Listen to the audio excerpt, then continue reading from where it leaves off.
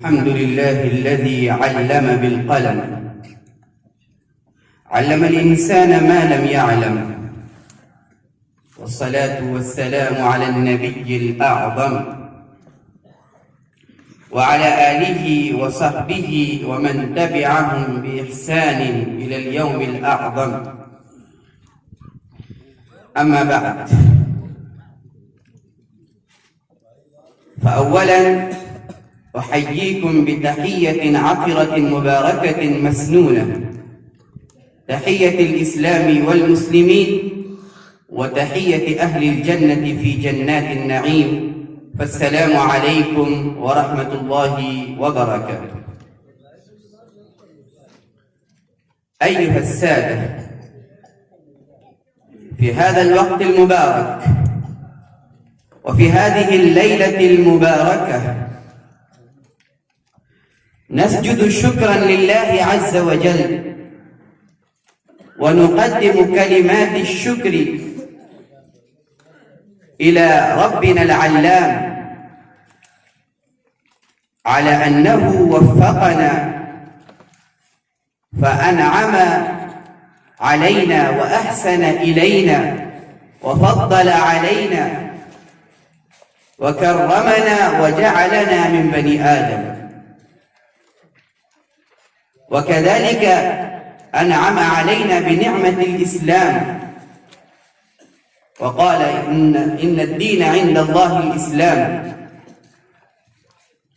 وكذلك جعلنا ممن يحبون اللغة العربية الحبيبة المحببة المفضلة، اللغة الخالدة الأبدية السرمدية النامية الراقية الباقية الخالدة إلى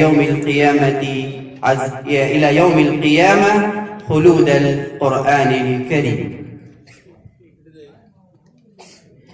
أيها السادة،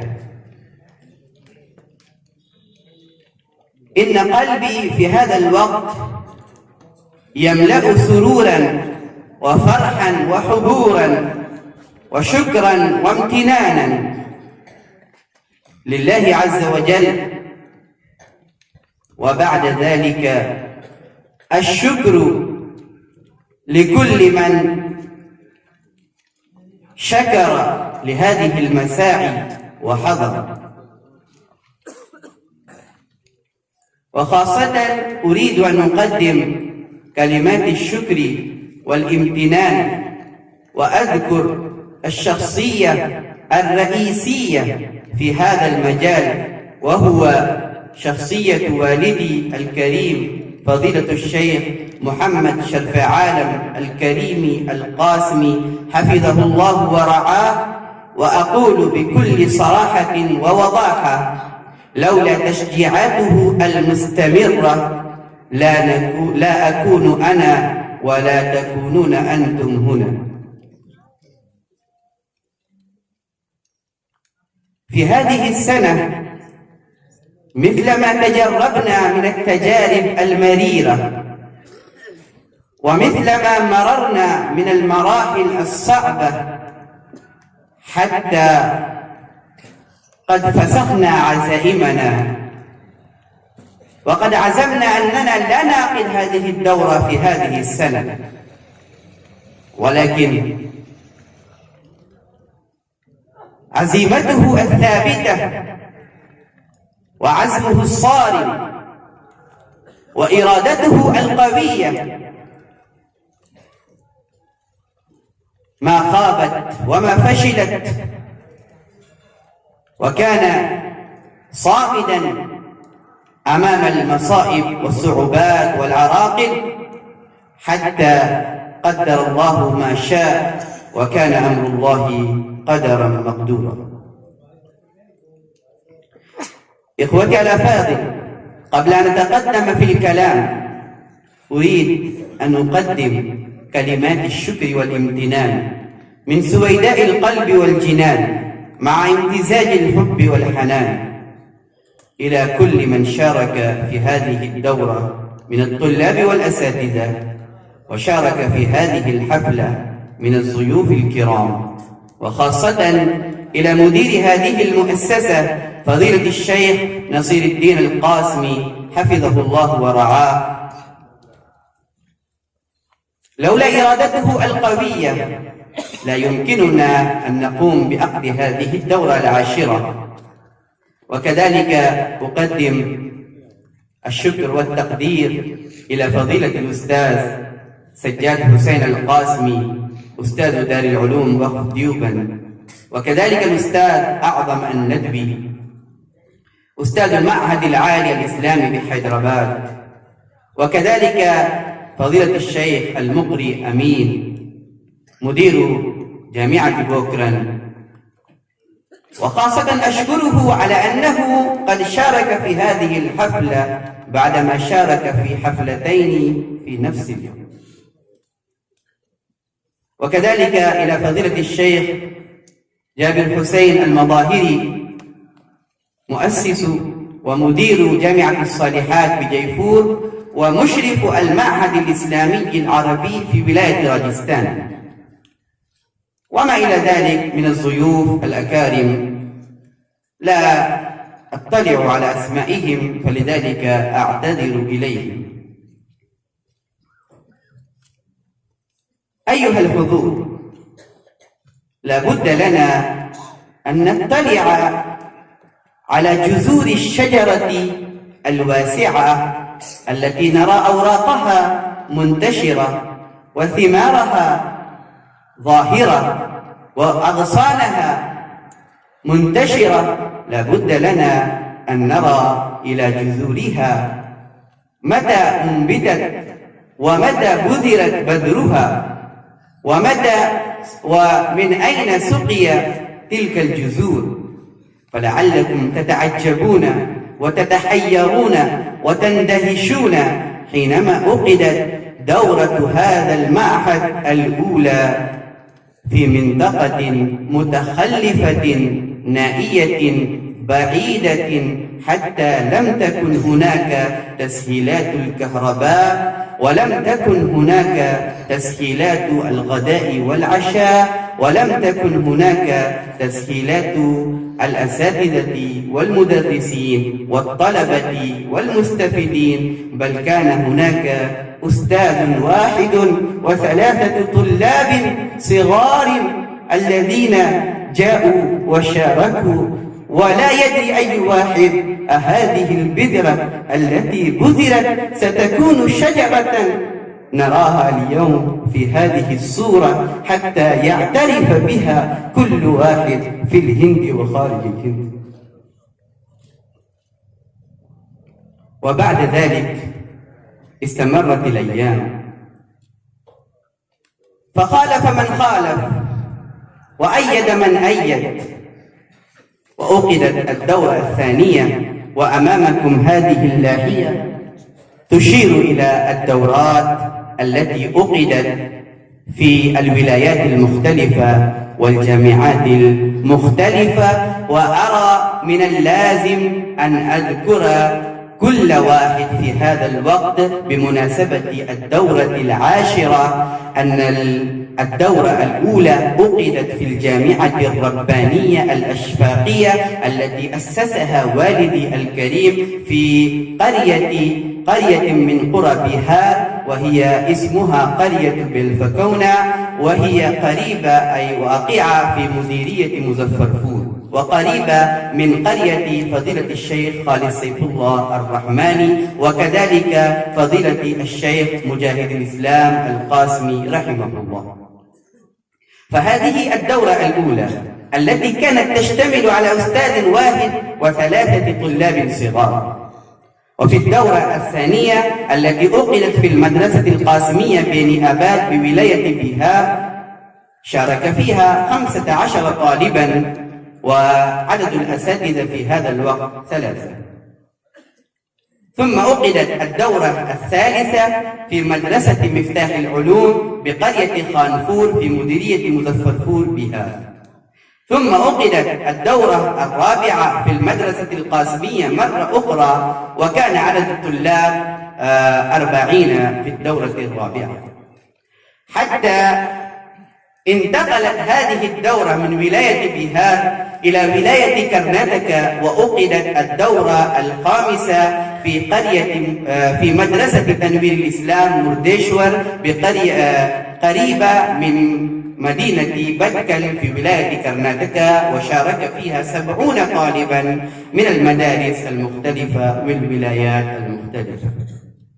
ثم انتقلت هذه الدورة إلى ولاية غجرات، وأُقِدت الدورة السادسة في جامعة رياض العلوم كوسمبا تحت إشراف فضيلة الشيخ محمد السارودي حفظه الله ورعاه، وكان عدد الطلاب 100 وعدد الأساتذة أكثر من 10.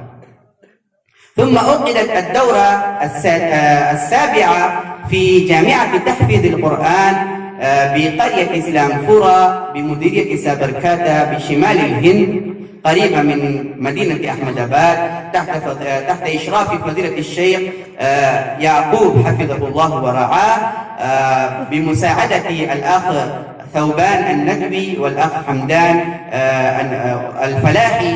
بمساعدتهما أُقِدت هذه الدورة، وشارك فيها أكثر من 150 طالبا من 60 مدرسة، حتى وقعت من جائحة كورونا. وقد عزمنا أن نعقد الدورة الثامنة في بلدة ومدينة مومباي، وقد تمت الإجراءات والاستعدادات حتى تم حجز التذاكر وما إلى ذلك من الأشياء، ولكن قدر الله ما شاء وتأخرنا عن عقد تلك الدورة. ولكن كما نقول عسى أن تكرهوا شيئا وهو خير لكم. حينما لم نستطيع أن نعقد الدورة الثامنة مباشرة، عقدنا في تلك اللحظة وفي ذلك الوقت الدورات عبر الشبكة، وأنا أظن بل ظني غالب أننا كنا أول من أعلنا عن الدورات عبر الشبكة. وفي الدورة الأولى شارك أكثر من 200 طالب، وبعد ذلك إلى هذا الوقت بحمد الله عقدنا أكثر من 30 دورة عبر الشبكة شارك فيها تقريبا 500 طالب وطالبة من 20 دولة من الهند وخارجها. فهذه نبذة يسيرة من دورات المعهد. وحتى في السنة الماضية قد أُقِدت الدورة الواسعة التاسعة في رحاب الجامعة الإسلامية الشهيرة بمزاياها وبخدماتها، الجامعة الإسلامية إشاعة العلوم الكلكوة، وتحت إشراف فضيلة الشيخ غلام محمد الوستانوي حفظه الله ورعاه وشفاه من كل مرض، وأمد فيوضه علينا إلى وقت مديد، وابنه البار فضيلة الشيخ حذيفة الوستانوي حفظه الله ورعاه. وكان لهذه الدورة صيتا في أنحاء الهند وخارجها بسبب تسجيل تلك الدورة عبر قناة يوتيوب ونشرها بوسعة وبدور واسع، حتى استفاد منه كثير من الناس بتلك القناة. فهكذا بحمد الله عز وجل نحن أكملنا 10 سنوات من هذا المعهد. وأنا أظن وأعتقد أن 10 سنوات لا تكون مدة طويلة لأي جامعة أو مؤسسة أو مدرسة. وكذلك هذا قسم من أقسام المعهد الذي يقوم به المعهد، وكذلك هناك أقسام أخرى من إصدار مجلة النصيحة، وقد نشرت أعداد ممتازة لهذه المجلة مثل عدد ممتاز حول فضيلة الشيخ شيخ الحديث يونس الجونفوري رحمه الله، وكذلك فضيلة الشيخ واذي رشيد الندوي رحمه الله. وكذلك كان هناك عددا ممتازا حول التوحيد يشتمل على 300 صفحة، كان ذلك العدد مشتملا على عدة مقالات من كتاب الهند وخارجها.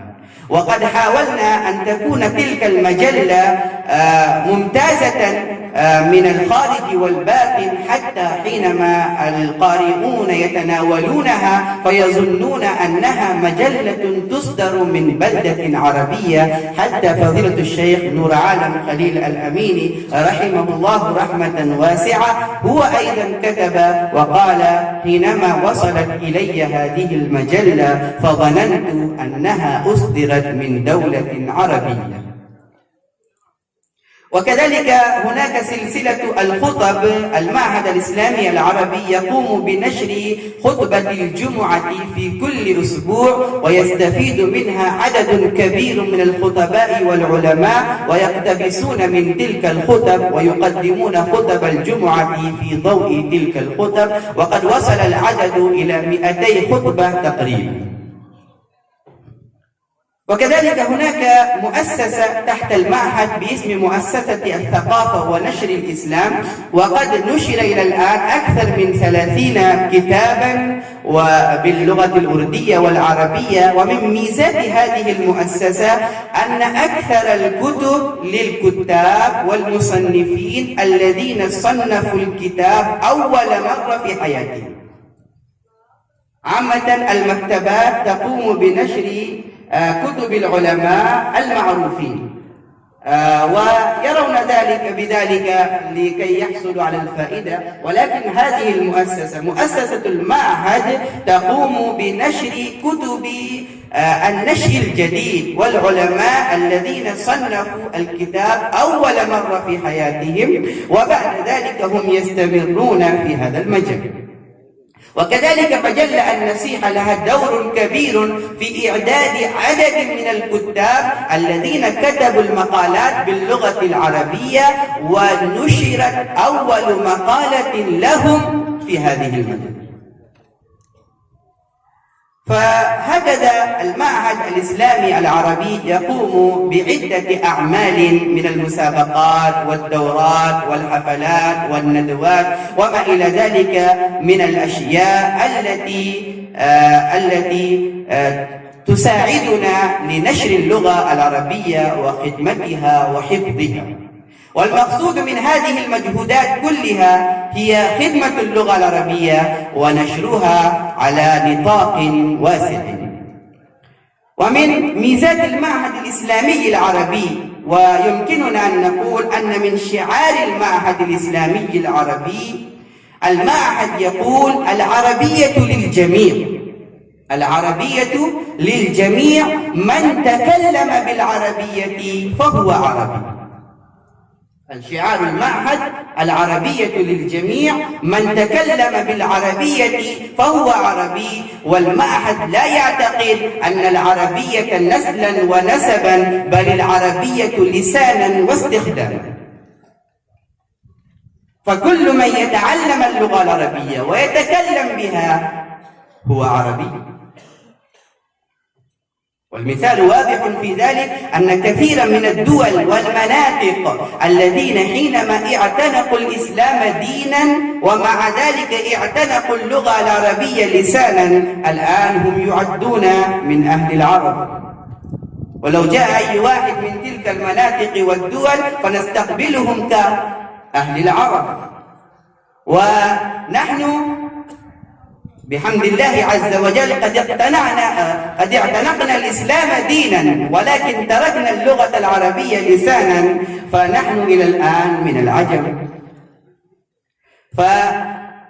فهذه من مسؤولية كل مسلم، وخاصة مسؤولية كل طالب في المدرسة، أن يتعلم هذه اللغة ويتكلم بها. وأنا أقول للطلاب: ليس لنا إلا تغيير حرف واحد، ليس لنا إلا تغيير حرف واحد، أننا نتعلم اللغة العربية، فعلينا أن نفكر كيف نتكلم بها. وكذلك من أهداف المعهد، لا شك أن المعهد لو تفكرون في تاريخ المعهد وتسردون النظر على تاريخ المعهد فتجدون أن المعهد حسب العمارة في الفضاء ليس له بناء. إلى الآن المعهد حسب العمارة في الفضاء ليس له بناء. إلى الآن ليس هناك عندنا أي بناء نجمع فيه عددا من الطلاب وندرسهم، بل قبل سنة لم يكن هنا أي بناء أصلا، لا للمكتب ولا لأي شيء. ولكن بحمد الله عز وجل قبل سنة تقريبا بفضل المخلصين للمعهد قد أسس مكتب صغير في كرناتكا، ومكتب آخر تحت القيد والبناء في مدينة جيفور. ففي هذا الوقت أنا أريد أن أبين أن الله تبارك وتعالى قدر أن تكون هذه الدورة العاشرة في ولاية راجستان، وولاية راجستان تشبه في كثير من الأشياء بجزيرة العرب. فأظن أن هناك علاقات وصلات كثيرة لولاية راجستان باللغة العربية وبجزيرة العرب، ولكن من الأسف مع هذه العلاقات والصلات نحن لا نتقدم في هذا المجال بل نتخلف. فالآن عندنا فرصة علينا أن ننتهزها، وعلينا أن نغتنمها، وعلينا أن نقدرها ونتقدم في هذا المجال. وأقول بغير أي تكلف وتصنع أن اللغة العربية لغة القرآن الكريم، والله تبارك وتعالى قد ضمن بحفظها، فقال إنا نحن نزلنا الذكر وإنا له لحافظون. فالذي يتعلق بالقرآن يكون له الخلود والبقاء والدوام إن شاء الله عز وجل. ففي هذا الوقت أكتفي بهذه الكلمات المختصرة، وأريد أن أعلن عن بعض الأشياء المهمة. المعهد ليس معهد لفرد، والمعهد ليس معهد لمنطقة، والمعهد ليس معهد لطبقة، والمعهد ليس معهد لقسم خاص، بل معهد عام شامل لكل إنسان ولكل فرد من أفراد البشرية. فالمعهد يرحب بالجميع، والمعهد يستقبل بالجميع. ولذلك لو ترون إلى المنصة فتجدون الأشخاص ينتمون إلى الولايات المختلفة، ولو تنظرون إلى الطلاب فتجدون الطلاب من الدول المختلفة.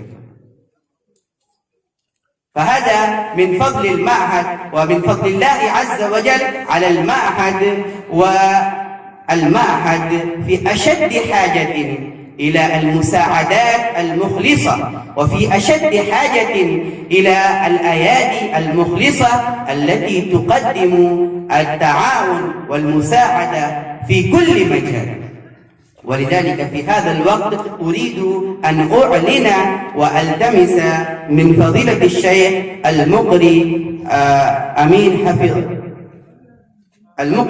حفظه الله ورعاه أننا في هذا الوقت قد موجودين في ولاية راجستان، ولكم بفضل الله عز وجل مكانة مرموقة في ولاية راجستان، فنلتمس من حضرتكم أن تقبلوا إشراف هذا المعهد في ولاية راجستان. وكذلك نلتمس من الأستاذ نصير الدين القاسمي حفظه الله ورعاه، وله دور كبير في إنجاح هذه الدورة وعقد هذه الدورة، ولكل من يتعلق بهذه المؤسسة. والطلاب والأساتذة للمعهد هم يرون تضحياتهم وما يبذلون من أنفسهم ونفيسهم ونفائسهم منذ ما بدأت الدورة بل قبل الدورة. فألتمس من فضيلة الشيخ نصير الدين القاسمي أن يقبل الإشراف العلمي، مع أنه ركن أساسي منذ سنوات، ومع ذلك نريد أن يقبل الإشراف العلمي للمعهد الإسلامي العربي.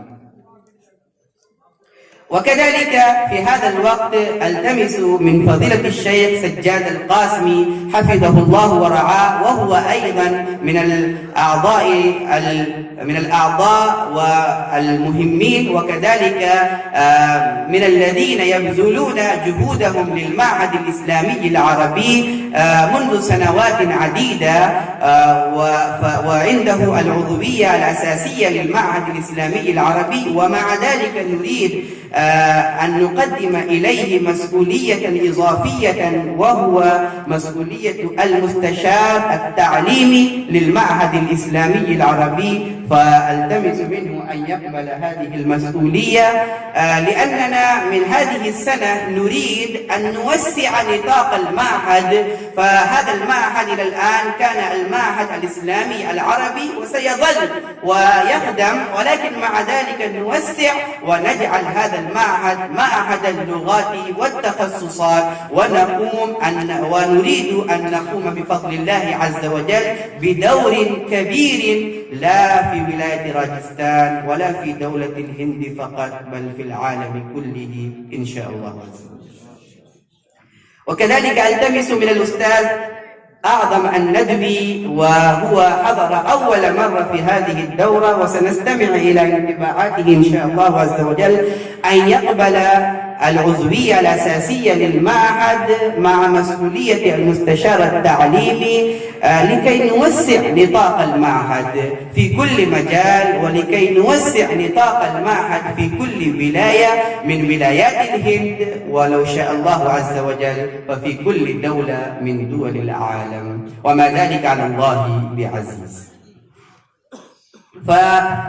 في بعد ذكر هذه المسؤوليات بس أختم كلامي بتقديم بشارة أننا كما الآن نشارك في دولة الهند في ولاية راجستان بعقد هذه الدورة العاشرة لتعليم اللغة العربية، وكذلك هناك بدأت دورة أخرى وهي الدورة الأولى خارج الهند في دولة نيبال بفضل الله ومنه وكرمه وإحسانه، وهي مستمرة، وستعقد حفلته الافتتاحية يوم السبت إن شاء الله عز وجل. فهذه الكلمات المنتشرة قدمت أمامكم، فما كان من صواب فمن الله الرحيم الرحمن، وما كان من خطأ أو نسيان فمن نفسي والشيطان. أقول قولي هذا وأستغفر الله العظيم لي ولكم فاستغفروه إنه هو الغفور الرحيم. وقبل أن أخلي المنصة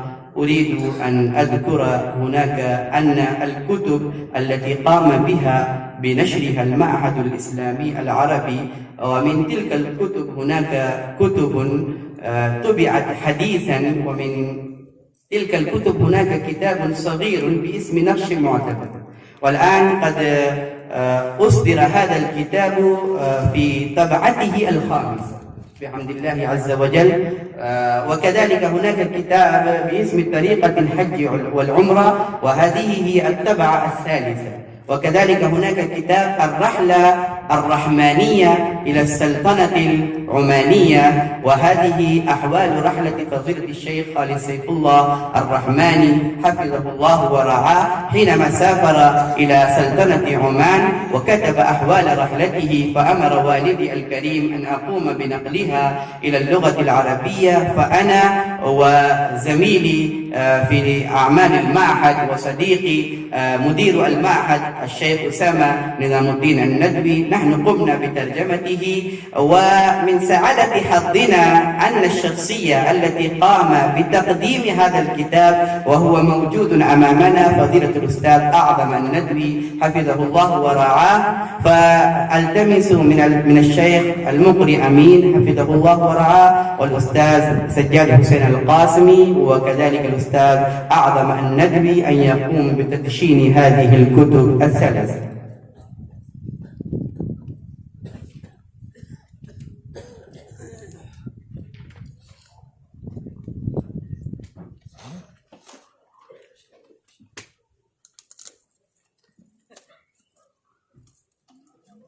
وبهذا أختم كلامي، وأدعو الله عز وجل أن يوفقنا بما يحب ويرضى.